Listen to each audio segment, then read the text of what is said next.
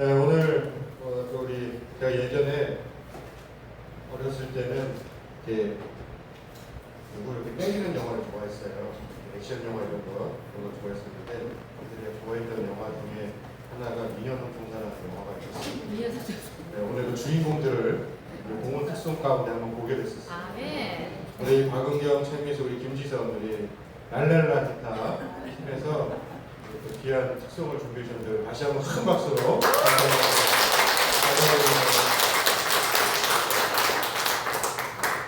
은혜가 돼서 눈물이 나네. 네, 우리 옆에서 다시 한번 인사해보죠. 우리 아이고 이쁘다 시작. 아이고 이쁘다. 네, 오늘도 아름다우신 여러분들과 함께 예배드릴 때 하나님의 더 큰 기쁨과 은혜가 함께 하시기를 간절히 바랍니다.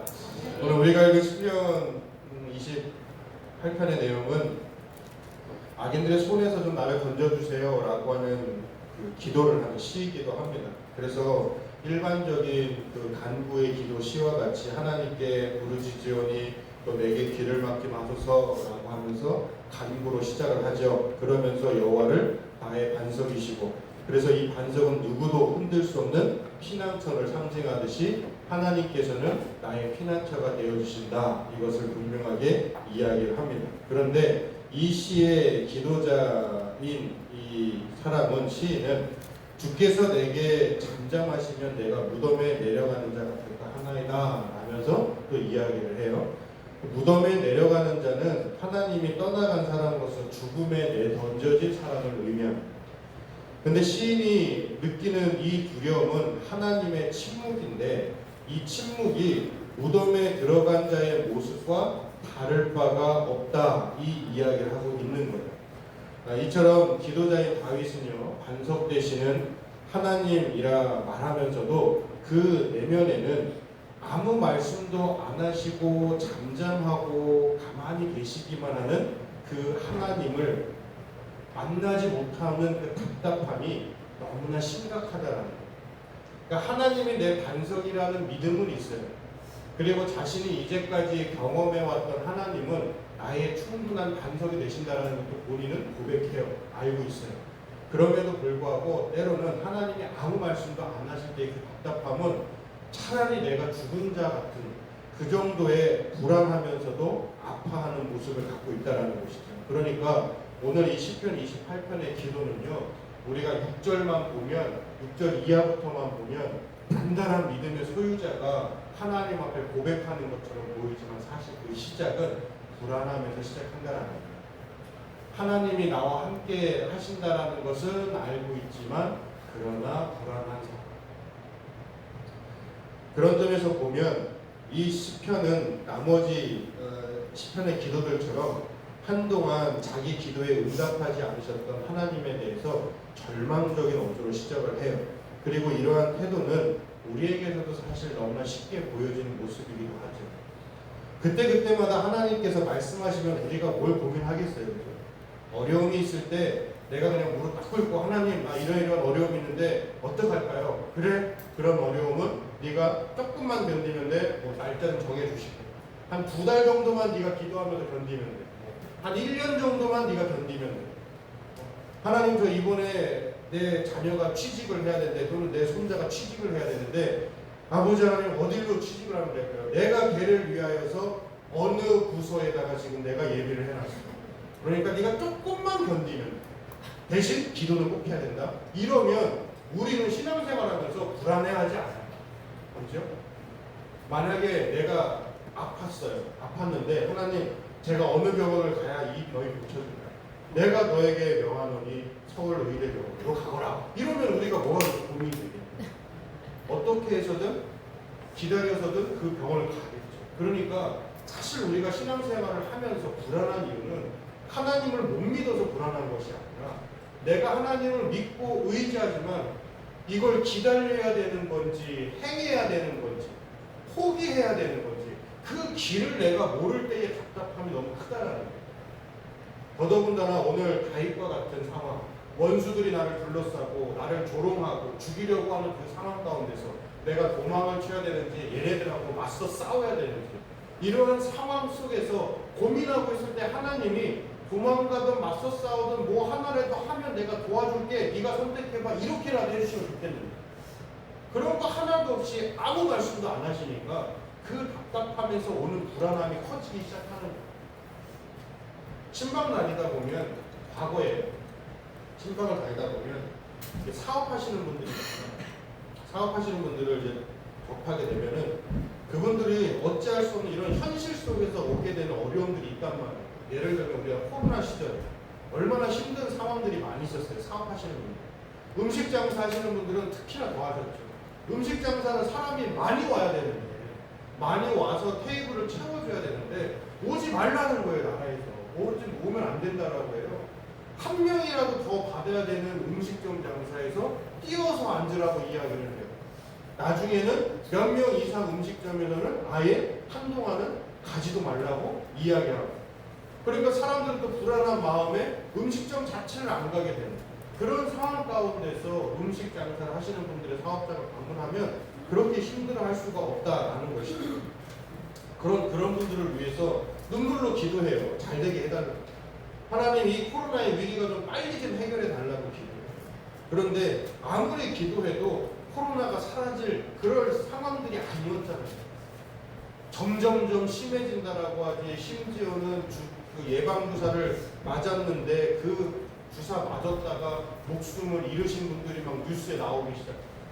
뭐 이런 점점 사망자가 늘어간다고 하고, 나라는 이거 가지고 안 되겠습니다. 더 강하게 사람들에게 좀 이야기를 하고 막아야 될 것 좀 막고 그렇게 해야 되겠습니다.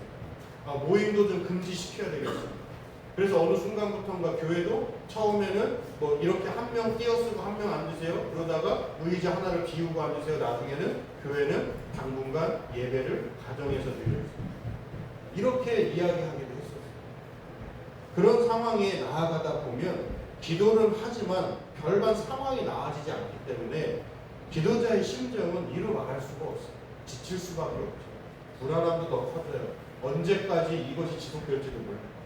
당시에 코로나라고 하는 것이 우리가 정말 과학이 많이 발전해서 3년 정도에서 끝났지만 대부분의 이런 전 세계적인 규모의 팬데믹 현상은 10년에서 15년은 기본적으로 가야 된다는 거예요. 왜냐하면 거기에 맞는 약에 대해서 검증하는 시간이 그 정도 걸린다는 거예요.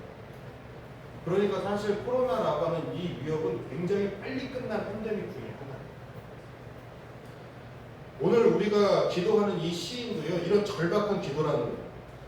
기도를 들으시고 응답하실 때까지 쉬지 않고 계속해서 요청하는 기도. 그렇다면 우리 기도의 문제점 중에 하나는 우리가 주님 앞에서 나와 믿음이 없는 듯하게 그냥 절박하게 계속 부르짖는 것, 이것이 우리 기도의 문제가 아니라 오히려 하나님께서 우리 기도에 응답하시는 것에는 아무런 관심도 없고 그저 기도했다라는 사실만으로 끝나고 있지는 않습니다.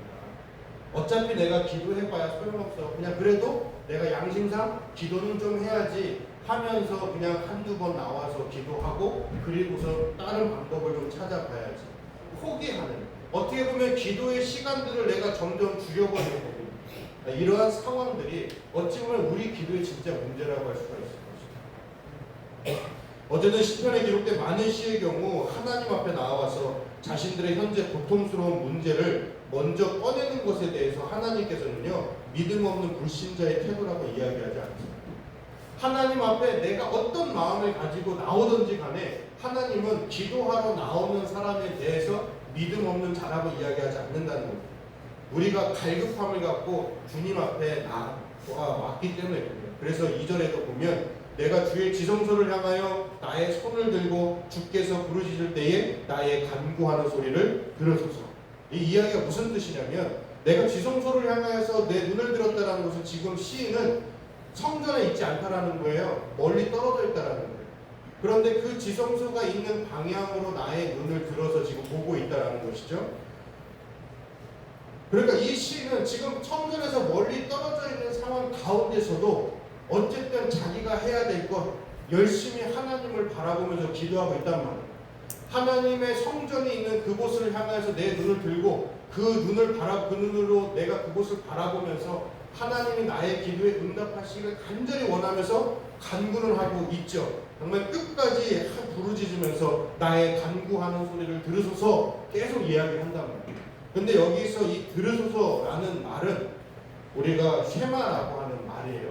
근데 이 말이 신명기 6장에서는 어떻게 이야기를 하냐면 하나님께서 이제 모세의 입술을 통하여서 하나님이 이스라엘 백성들에게 선포를 해요. 이스라엘아 들어라 할 때 이 들어라라고 하면서 이게 쉐마예요. 근데 쉐마라고 하면서 뭐라고 이야기하시냐면 우리 하나님 여호와는 오직 하나님인 하나인 여호와시니 너는 마음을 다하고 성품을 다하고 힘을 다하여 너 하나님을 사랑하라 얘기를 한다는 말이에요. 그러니까 마음과 성품과 힘을 다해서 하나님을 사랑하라고 이야기해요. 그래서 들으라라고 하는 것은 단순히 귀로 들어라 이 얘기가 아니라 하나님을 위해서 너희들이 삶을 그렇게 살아라, 하나님을 사랑하라 이 얘기를 하는 거예요. 사랑한다라면 그 사랑하는 만큼의 행동을 하잖아요. 내가 말만 사랑한다고 해놓고서 사랑하지 않는 행동을 하면 그건 사랑하지 않는 거잖아요. 내가 정말 그 사람을 사랑한다면 그 사람이 원하는 행동들을 내가 한단 말이에요. 맞춰주기 시작하죠. 그래서 그 사람을 위해서 내가 예전에는 잘 안 했던 건데 이것도 해보고 저것도 해보고 예전에는 집 밖에 나가는 거 별로 싫어했던 아이가 또 집 밖에 나와가지고 막 여기저기 여행지를 막 검색도 해보고 왜요? 사랑하면 그렇게 된단 말이에요. 그러니까 쉐마 들으라 이야기는 얘가 듣기만 하는 것이 아니라 너의 삶으로 너의 들음을 보여주어라 이것이란 말이에요. 그래서 하나님께서 우리에게 말씀하시는 것은 귀로 듣기만 하라는 것이 아니라 순종하라는 의미를 담은 것이 쉐마 들으라 이 뜻이에요. 그런데 오늘 시인이 하나님 앞에 나의 간구하는 소리를 들으소서 얘기를 한단 말이에요. 이 들으소도 똑같이 아까 말씀드렸죠? 쉐마라고 하는 단어예요. 그러니까 하나님 듣기만 좀 하지 마시고 듣는 건 이 시인도 알고 있는 거예요. 하나님이 들으신다는 건 알아요. 그런데 하나님 듣기만 하지 마시고 쉐마 좀 행동 좀 해주세요. 움직여 좀 주세요. 그래서 이 기도를 통해서 하나님께서 지금 내 문제에 좀 깊이 관여하셔서 해결해 주시기를 호소하고 있는 거예요. 그러니까 얼마나 절박한 심정입니까? 그런데 문제는 뭐냐면 하나님께서 지금 응답을 안 하시는 게 문제잖아요. 이러면 사람이 어느 순간으로 이제 떨어지기 시작하냐면 오늘 시인의 말씀대로 그대로 나오지만 악인과 악을 행하는 자들과 함께 나를 끌어내지 마옵소서. 무슨 말이냐면 내가 마치 하나님께 엄청난 죄를 짓는 그 악인들과 같이 그 악인들처럼 내가 느껴집니다 이거예요. 악인들은 당연히 하나님께서 응답하시지 않으시죠. 그들은 악한 사람들이에요. 하나님의 응답을 받을 수 없어요. 그들이 받을 하나님의 응답은 딱 하나, 심판밖에 없어요. 그들이 회개하고 돌아오지 않는 이상은 악은 하나님께서 응답하시지도 않고 용납하지도 않으세요. 그런데 시인은 자기가 지금 그런 악인인 것 같다라는 거예요. 말씀이 없으시니. 그래서 찾는 거예요. 내가 뭔가 잘못한 게 있나? 내가 실수한 게 있나? 내가 하나님 앞에서 뭔가 큰 죄를 지은 적이 있나? 그래서 내가 어렸을 때부터 지금까지 살아오면서 나의 일생을 막 돌아보기 시작하는 거예요. 도대체 내가 하나님 앞에 어떤 큰 죄를 지었고 나에게 이런 고통을 안겨주십니다. 우리가 신앙생활 하지 않는 분들도 이런 말 많이 하잖아요. 저도 몇몇 사람들 기억이 납니다. 아유 내가 전세계 무슨 죄를 지었고 이곳에 내가 전세계 무슨 죄를 지어가지고 내가 너를 낳아가지고 이곳을 하냐 이러고 한다는 거예요.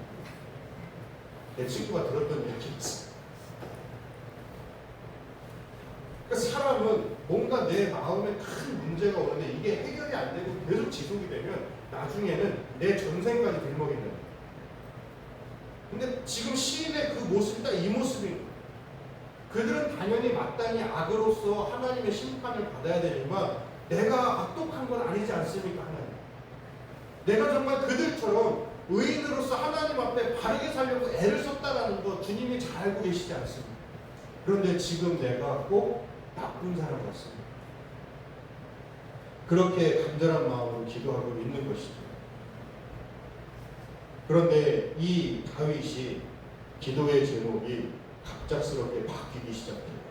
그게 바로 6절의 말씀이죠.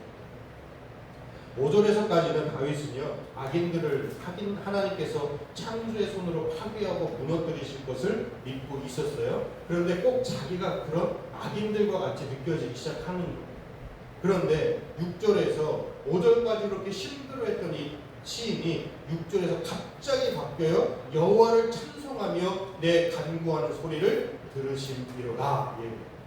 아니 방금 전까지 하나님 앞에서 나 힘들어요, 나 악인과 같아요, 나 이대로 심판받는 거 아니에요?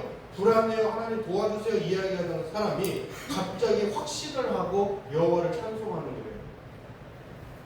그러면서 그 이유를 뭐라고 하냐면 여호와를 찬송하며 내 간구 소리를 들으소서. 여기에 사실은 빠져있는, 번역해야 되는데 빠져있는 단어가 하나가 뭐냐면 왜냐하면이에요. 그러니까 여호와를 찬송한다, 나는 여호와를 찬송합니다. 왜냐하면 내 간구하는 소리를 들으셨기 때문이다, 이 이야기입니다. 여호와께서 간구하는 소리를 들으셨다, 여기서 들으심이로다 라고 하는 것은요 완료형이에요. 들으실 것이다, 들어주실 것이다, 들으셨지 않으셨을까? 이게 아니라 하나님은 분명히 들으셨다, 이 이야기를 하고 있는 것입니다. 그래서 이러한 표현은 들으소서, 2절에서 아까 얘기했던 대로 나의 이야기를 좀 간구하는 소리를 들으소서, 이거랑 짝이 맺어지는 그런 시 단어라고 할 수가 있고요. 그래서 좀 더 기도를 확신하고 있다라는 것을 표현하기 위해서 앞에 있는 단어와 여기 뒤에 나오는 이 들으셨다, 이 단어를 같이 짝을 이루어서 사용을 하고 있는 것이죠. 그래서 다윗의 기도가요 7절과 8절에서는 완전히 이 시인의 기도가 완전히 달라져요. 쉼이 있어 보여요. 1인칭이 바뀌어버려요. 나의 쉼, 나의 방패, 나의 마음, 나의 노래, 이렇게 하고 또 내가 도움을 얻었다, 내가 그를 찬송하리로다. 하나님과의 관계가 굉장히 깊어졌다라는 것을 이 시인이 지금 느끼고 있다는 것이죠. 그리고 완료형으로 의지하였다, 도움을 얻었다, 내 마음이 크게 기뻐했다. 이거는 내가 뭔가에 대해서 이룩한 걸 내가 경험한 거예요. 이것을 내가 응답으로서 확고히 내가 받았을 때에 표현하는 그런 단어란 말이에요. 그래서 그렇기 때문에 내가 하나님께서 내가 간구해서 하나님 들어주세요, 좀 행동해주세요 했을 때 하나님의 행동해 주신 거예요. 내가 느낄 수 있게 하나님께서 움직여 주신 거죠. 그래서 그 이후부터 6절 이후부터는 다 하나님께서 나의 기도를 완벽하게 들어주셨다, 완료형으로 쓰는 거예요.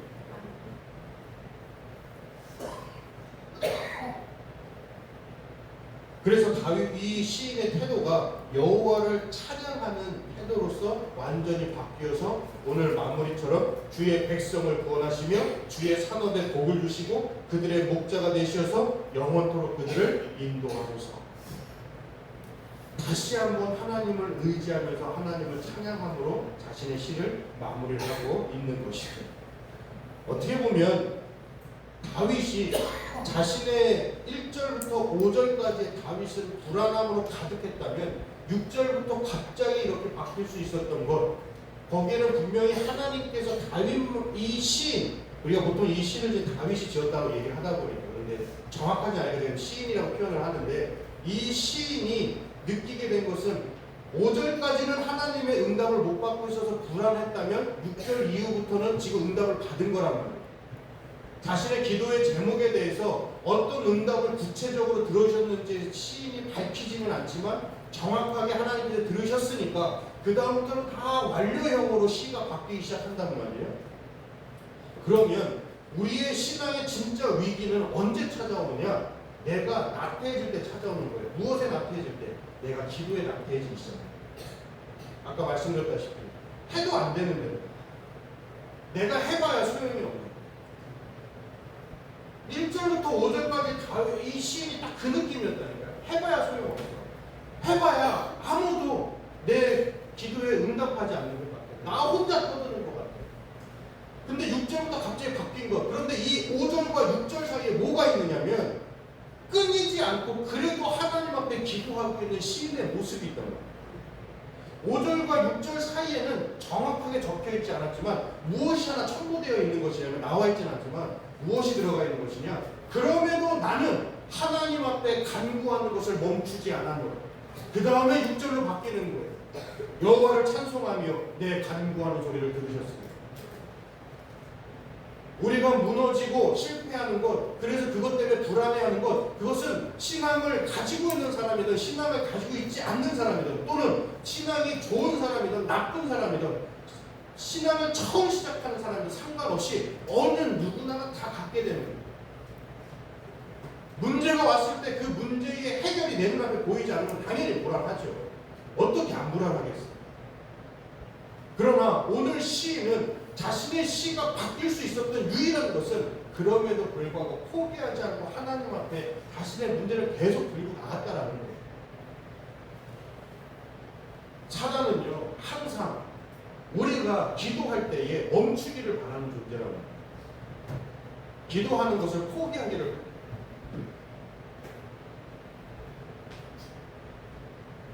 그런데 여러분, 만약에 어떤 한 사람이 있고 그 사람은 내 문제를 완벽하게 해결해 줄 수 있는 능력을 가지고 있어요. 지금 내 상황에서는 이 문제 해결할 수는 없는데 저 사람은 해결해 줄 수 있어요. 그러면 여러분들 어떻게 하시겠어요? 내 자존심 세우고 내가 왜 저 사람한테까지 가가지고 무릎 꿇어야 돼 하면서 그렇게 자존심 세우면서 내가 죽어가는 것으로 그대로 그냥 여러분들이 결론을 맺으시겠어요? 가서 빌든지 무릎을 꿇는 걸 넘어서서 그가 해달라는 걸 다 하겠다라고 하면서 이 문제를 해결해달라고 막 어마어마하게 가서 빌고 요청을 하겠죠. 해줄 때까지 그렇게 할 거예요. 방법이 그 사람밖에 없어요. 똑같아요. 우리의 삶 속에서 방법은 하나님밖에 없어요. 내 문제의 해결은 하나님으로부터 나오는 거예요. 하나님이 사람을 붙여줘야 사람도 오는 거지, 하나님이 안 붙여주면 사람이 올 수가 없다니까. 그러면 해결할 수 있는 존재는 하나님밖에 없단 말이에요. 그러면 우리가 누구한테 끝까지 매달려야 되겠어요? 하나님한테 매달려요. 방법은 없어요. 그래서 기도하지 않으면 누구만 손해다? 나만 손해인 거예요. 하나님은 주시는 분이지 손해보시는 분이 아니에요. 하나님은 주시려고 기다리시는 분이시라는 거예요. 그런데 우리가 달라고 안 하는 거예요. 내가 하나님 앞에 간구하지도 않아요. 그러면서 또 무엇 잘하느냐? 남들한테 기도 부탁 너무 잘해요. 내 문제를 가지고 누구 손을 꼭 잡고 저를 위해 기도해 주세요. 저를 위해 기도해 주세요. 하여간 예언 기도하시는 분들 가보면 막 어마어마하다니까. 인파가 어마어마해요. 예언의 기도, 기도 응답을 받아서 이런저런 얘기를 해주시는 가보면 막, 그럼 원해서 가는 게 아니라 운행 좀 해달라고 해서 가보면 어마어마해요. 목사님 가서 기도 받으시죠. 안 받아요. 내 과거가 나올까봐 얘기를 안 하려고. 어마어마하게 사람들이 막 줄을 서가지고 거기에는요, 애 어른할 것도 없어요. 엄마가 애 손 붙잡고만 나와. 애를 막 강제로 무릎을 꿇기도 막. 무릎 꿇어! 무릎 꿇어! 그래서 무릎을 꿇으면 애는 몰라요. 뭔지 엄마가 무릎 꿇어야 되나. 무릎 꿇어. 기도해, 기도하고 그 기도하면서 막 이런저런 얘기를 나오고 막 어머니 아멘하는 거. 근데 정작 중요한 건 뭐예요? 그 아이가 그렇게 해서 예언을 받았다며요. 이 아이가 막 나중에 훌륭한 사람이 된대. 예언을 받았다고 쳐요. 그러면 이 어머니는 뭐예요? 예언 기도 받았으니까 그게 그대로 돼요? 어머니의 신앙의 역할을 해야 돼요. 어머니가 그 아이를 신앙적으로 교육시켜야 돼요. 그 아이가 되기를 원하는 무언가가 있다면 그 무언가를 되기 위한 과정들은 누가 준비하는 거예요? 부모님이 준비해줘요. 그래서 그 자녀를 위해서 기도해줘야 돼요.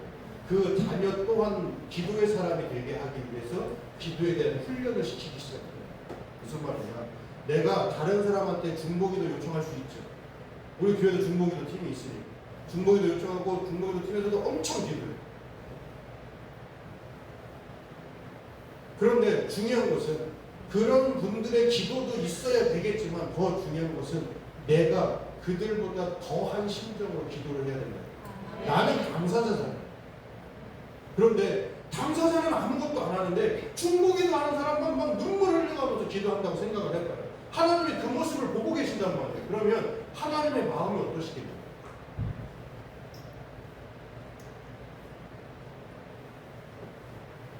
우리가 하나님 앞에서 간절한 마음으로 기도하고 그 기도에 게을러지지 않고 그것을 응답받을 때까지 기도하는 거예요.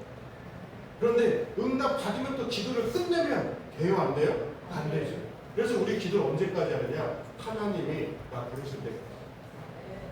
그때까지 우리는 기도에 게을러지면 안 돼요. 기도가 능력이에요. 기도를 통해서 내 삶의 변화가 찾아오는 것이에요. 내가 능력이 안 돼가지고 기도를 길게 하냐, 뭐 짧게 하냐, 이거는 두 번째 문제. 내가 하나님 앞에 나아가는 게 가장 우선. 그래서 오늘 시인의 기도처럼 하나님 들으십시오. 들어주십시오. 언제까지? 하나님이 진짜 들으실 때까지. 움직이실 때까지. 그리고 또 하나가 있죠. 중요한 것 중에 또 하나가 뭐냐면 우리는 하나님 움직여주세요, 움직여주세요 이야기해요. 하나님은 뭐라고 얘기했어요? 너도 좀 움직여. 너도 좀 행동 좀 해봐. 하나님 앞에 움직여달라고 이야기할 때에 우리도 움직여야 돼요. 뭘? 하나님의 뜻대로. 하나님을 사랑한다라는 그 삶을 내 삶으로 보여주기 시작합니다. 기도한다고 하면서 다른 사람 무시하고, 기도한다고 하면서 다른 사람 너는 나보다 기도 조금 하지, 에휴 너 그렇게 해가지고 천국 가겠냐? 이런 사람으로 산다고 생각을 해봤어요. 하나님은 내 기도를 들어주셔야 됩니다. 그렇게 얘기하면서 다른 사람의 이야기에 귀를 기울이지 않아요. 다른 사람에게 너무나 쉽게 상처를 막 던져요. 또는 하나님 사랑합니다. 말은 열심히 하고 제가 하나님 들어주세요. 하나님이 들어주시면 저 이것도 하고 저것도 하고 이렇게도 하겠습니다. 라고 하는데 정작 들어주면 안 해요. 하나님께서 움직여주시길 원한다면 그 시작은 내가 먼저 움직여요. 기도하는 만큼 나도 하나님의 사랑을 받은 사람으로서 하나님께서 나의 기도를 들으시는 은혜를 경험한 사람으로서 나 또한 하나님 앞에 순종할 수 있어야 돼요. 아까 말씀드렸던 신명기의 말씀처럼 목숨을 다하고 힘을 다하고 뜻을 다해서 여호와를 사랑합니다. 이것이 기도하는 자의 움직임입니다. 그래서 우리들은 결론을 내자면 우리가 살아가면서 많은 낙심이 올 때도 있고 힘들 때도 있고 무너질 때도 있지만 그러나 우리가 현실을 바라보면서도 낙심하지 않고 그래도 소망할 수 있는 것은 나의 기도를 들으시는 하나님이 계시기 때문입니다. 하나님은 내가 그렇게 무너지기만을 바라시는 분 아니에요. 하나님은 좋은 분이시잖아요. 내게 가장 좋은 걸 주시는 하나님이세요. 내가 무너지는 거 바라지 않으시고요. 지금의 이 상황 가운데서도 하나님은 나를 건져주실 준비를 하고 계시는 하나님이시란 말이에요. 그러니까 그 하나님이 계시기에 우리가 낙심보다는 그래도 소망을 가지고 불안하지만 기도하면서 이겨내기 시작하는 것이죠. 그러면서 동시에 하나님의 사랑을 나의 몸으로, 나의 언어로, 나의 행동으로 표현하면서 살아가는 것이죠. 그렇게 하면 우리의 기도는 5절에서 6절로 바뀌기 시작합니다. 여호와를 찬송합니다. 오늘 이 자리에 있는 저희들이 이 기도에 이런 모든 것들을 다 이겨나갈 수 있다는 마음과 믿음을 가지고서 여러분들의 삶이 5절까지의 삶이 아니라 6절의 삶으로 다시 변화되기를 바랍니다. 그래서 여호와를 찬송하면서 그분이 나의 힘이고 나의 구원의 요새시라고 고백하시면서 아버지 하나님의 뜻을 이루며 오늘도 믿음으로 살아가는 저와 여러분들, 그래서 끝까지 기도하는 우리 성도들이 되시기를 주님의 이름으로 축원합니다. 우리 자 다시 한번 우리 기도하는 시간을 합시다.